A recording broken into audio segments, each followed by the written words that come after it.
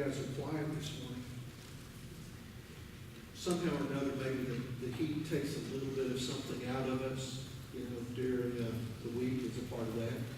Yesterday was a nice morning, and then but guess what? They say the heat and humidity is coming back next week. So Jim Curley said to me, he said, "Preacher, now remember what you said last week." He said you were going to turn the heat up. And I said, well, I think it's kind of comfortable in here. And he said, no, you said you were going to turn the heat up in the sermon. And I didn't remember that. So we'll just have to find out if that's what I do or not. So sermon title again this morning is Looking for a Loophole, Part 2. I remember as I was sitting there a few minutes ago when I was serving in Oldham County, I finished preaching a series or was in the midst of preaching a series on the Lord's Prayer. And one of the fellows came out after 3 or 4 weeks and he said, "Preacher, I'm ready for a feel-good sermon."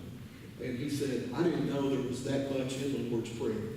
And we say it so many times, but do we really pay attention to it?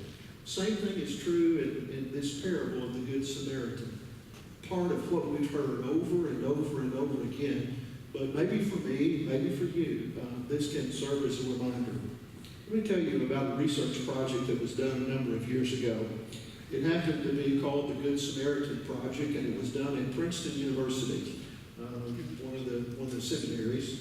And it seemed that a group of students were asked to go across campus and deliver a sermon on the topic of the Good Samaritan. That sounds fairly reasonable at that point.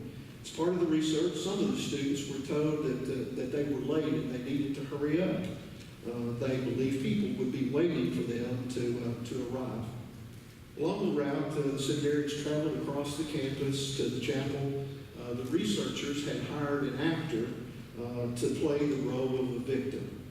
And they were laying on the ground, coughing and suffering and all of those kinds of things. And here is the amazing thing that research says, that 90% of the seminarians who were to deliver a sermon on the Good Samaritan ignored the needs of the suffering person right in front of them. Their haste to get them across campus that were there. On several occasions, it says the seminary students literally stepped over the victim as they hurried on their way. It'd be funny if it, wasn't true, but it's also sad. Seminarians called to recognize, more concerned about doing the good thing and preaching a sermon on the Good Samaritan, the abstract, instead of letting it become part of their deed. Anybody here guilty of doing that? I want to big dodge real quick. We all have, at some time or another, as a part of that.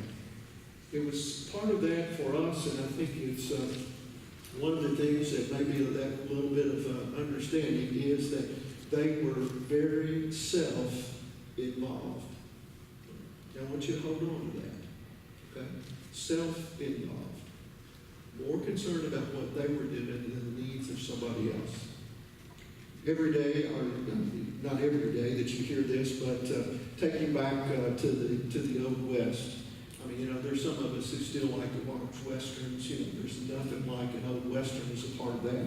And the main way for transportation in the Old West was, if it wasn't on horseback, if you went in groups of people, how did you go?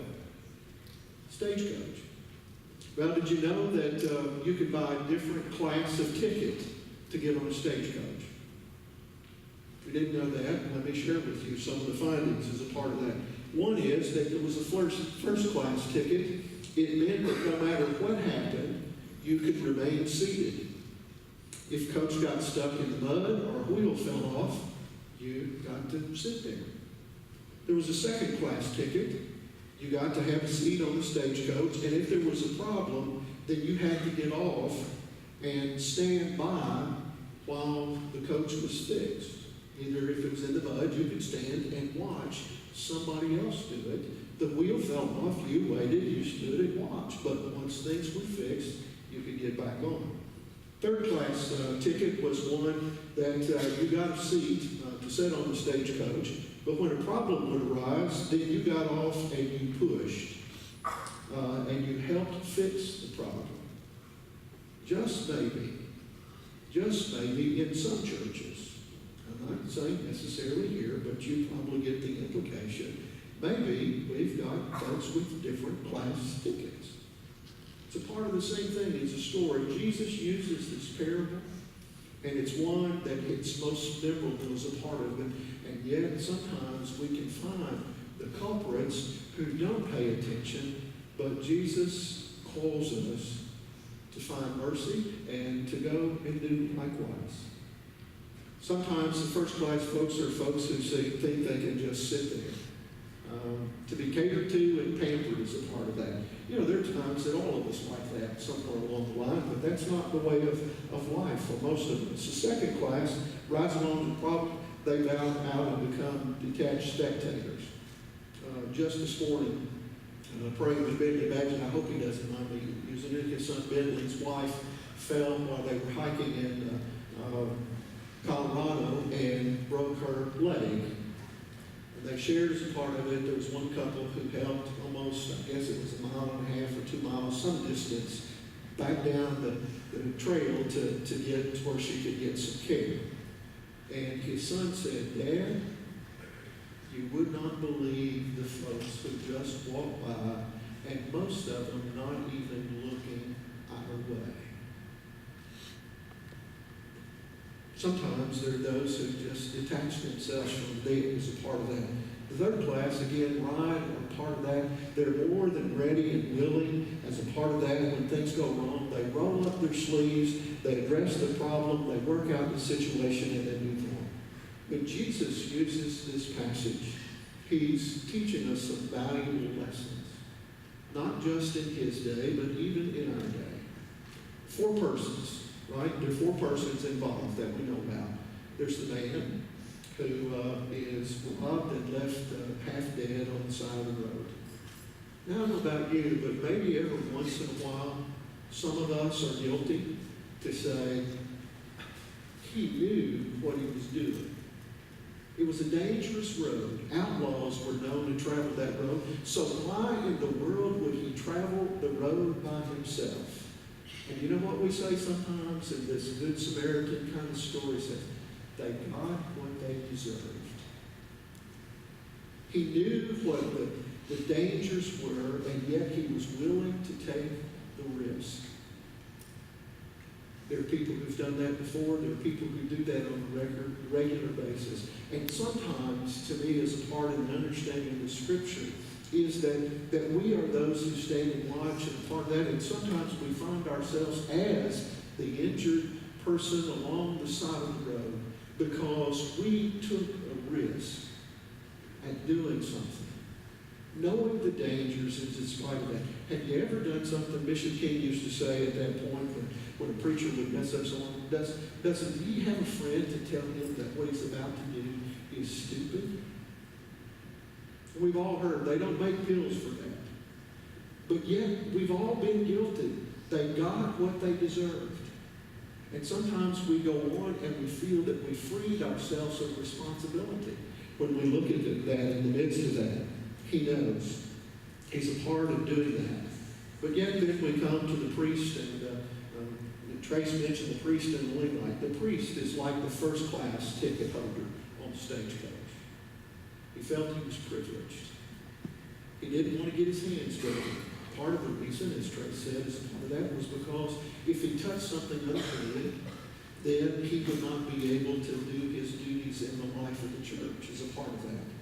Sometimes he didn't want to continue as a part of that, but yet she also mentioned, and I just want to reiterate part, for the priest, someday he will answer to God for why a person spent their whole life proclaiming a message of love, and he simply walked by the wounded person in the ditch on the side of the road.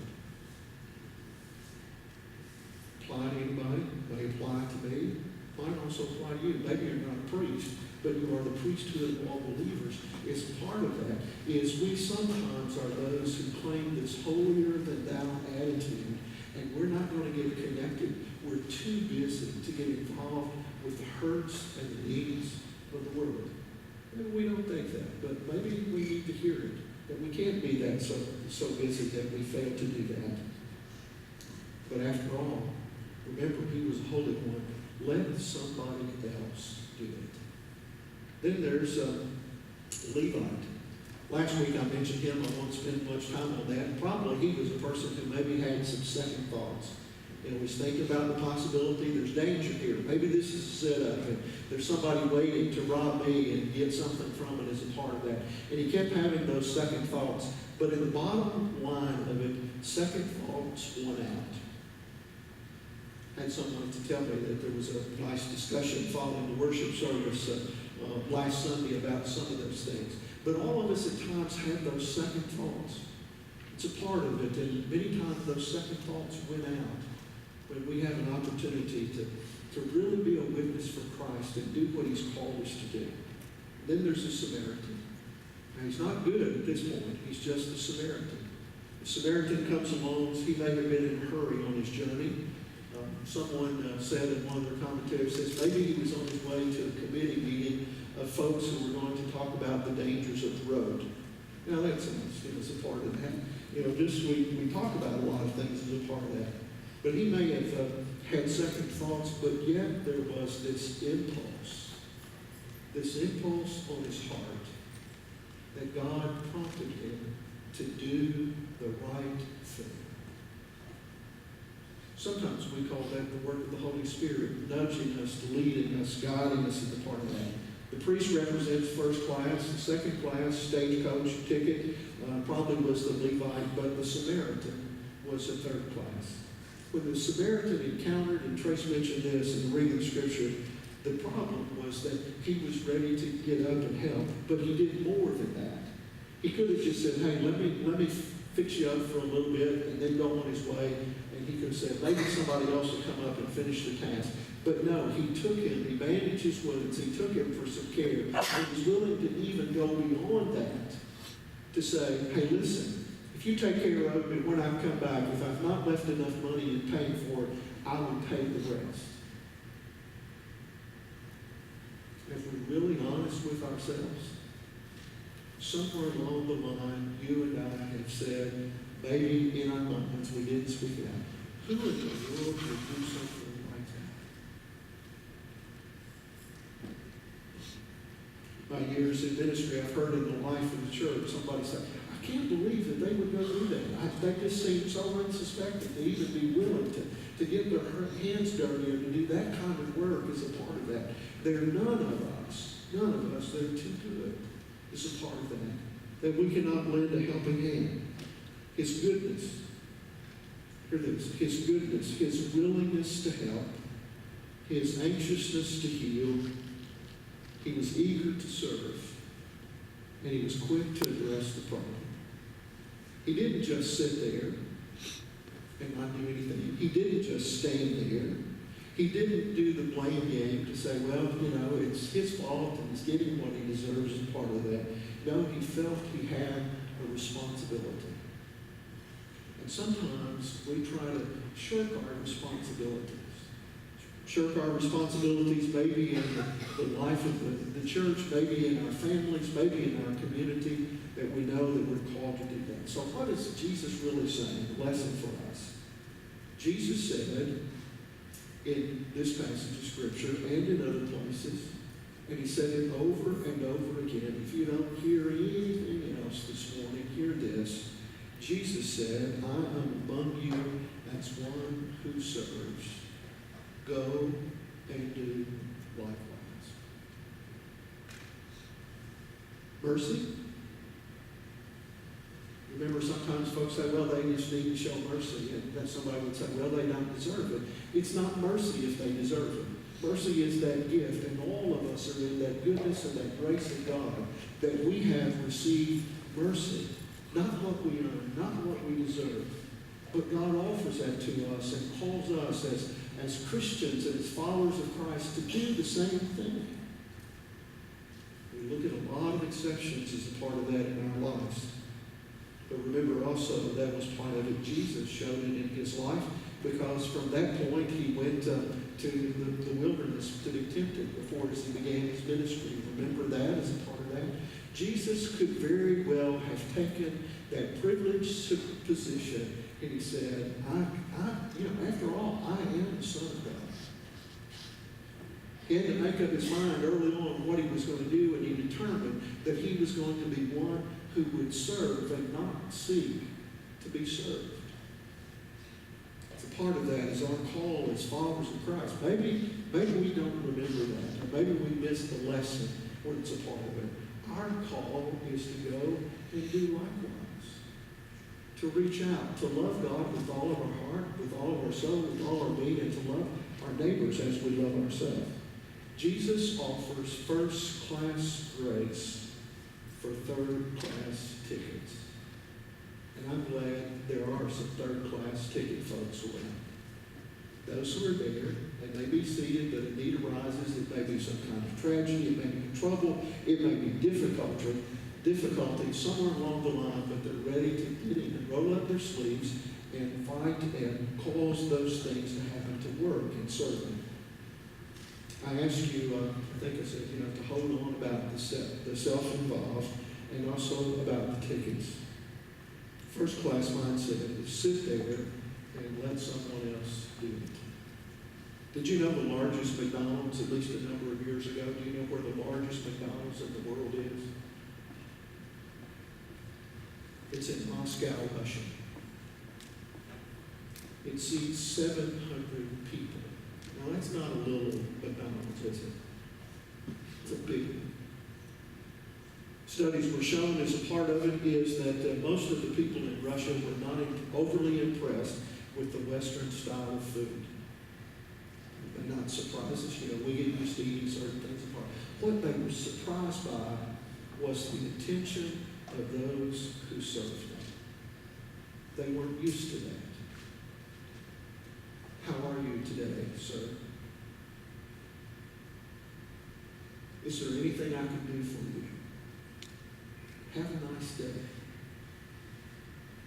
And the bottom line is sometimes when we're served by persons, we go to the restaurant, and man, if we don't get the best service in the world, we're complaining. We're looking to be served more than we are to serve. We find all the little things. The silverware is dirty. Yeah, sometimes it is, and it should be.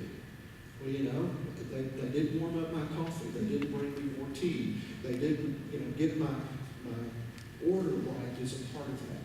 But in the life of the church, it's a mindset is that we're called to serve and to reach out to folks in such a way that it's that kind of radical hospitality that Bishop Swayze talked about in his book. Radical hospitality, and sometimes it's not very radical.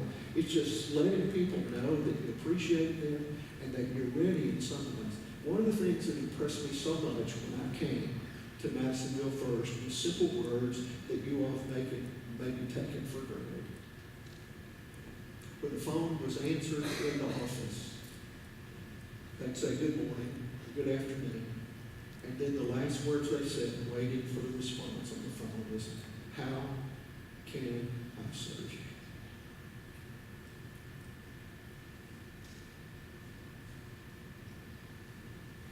We don't need to be saying that on the phone if that's not a part of our lifestyle, part of who we are as a part of the body of Christ, but we share in those ways. But when we think about those, sometimes we sometimes think we're privileged. But along with privilege comes responsibility. Any of you know that, you know it in the workplace as a part of you're given privileges, but also responsibility. Second class folks tickets are just along for the ride. No commitment, no involvement, just show up. Difficulty comes sometimes and they're ready to bail out. Detached spectators. They stand or sit on the sidelines and watch everybody else work. And then, if it doesn't go right, then we criticize from the easy chair of life. Jimmy Dodds, I'm sure somebody says every once in a while, well, I could do that. I know better than that. I could do that. It's like someone said one time that says, they couldn't conduct a two-car parade. Now think about that. Somebody is always ready to criticize and to say, well, why did they do that? They don't know what they're doing as a part of that. But a part of that is there are folks who are serving us who share as a part of that in our lives. And it's easy for us to stand on the sidelines and do nothing. We think about those who go back with me a few years, and some of you will know the incidents in France and a part of that, and we start thinking of a number of years back, and we celebrated the 4th of July. But do you remember some of the names like Viktor Frankl and Anne Frank and Dietrich Bonhoeffer? Persons of faith who in the midst of all the adversities of life shared a part of that which gave something strong commitment to those who were struggling.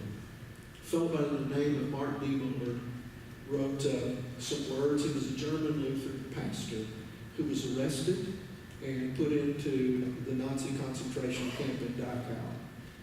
He was placed there in 1938 and somehow amazingly survived and was rescued in 1945.